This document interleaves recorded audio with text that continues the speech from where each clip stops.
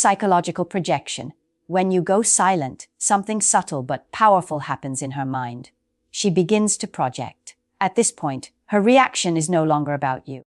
It is about the image she has built of herself, and how that image collides with the void of your silence. Most people walk around with a fragile self-concept, a delicate idea of who they are and how they are perceived.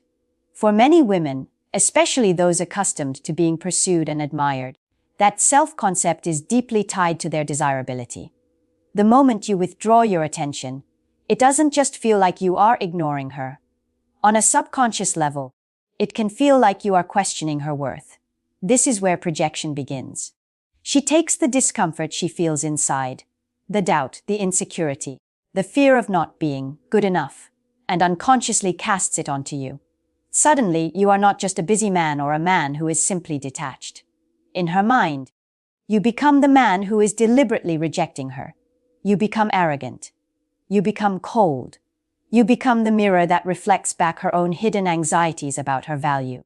And here is a dark truth of human psychology. People will often fight harder against their own reflection than they will against an external reality. She may try to rationalize it. She'll tell herself and her friends that she doesn't care, that you are arrogant anyway, or that she never really wanted your attention in the first place.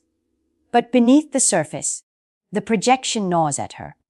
The more she tries to resist the feeling of being rejected, the more space you take up in her thoughts. Her battle is no longer with you. It is with the idea of you that now lives in her head, an idea that is challenging her self-perception.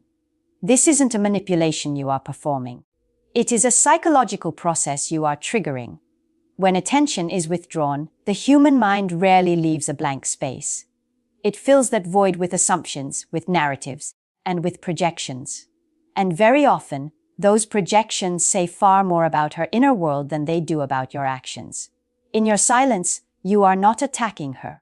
You are simply forcing her to confront herself. And that internal conflict is often the birthplace of obsession.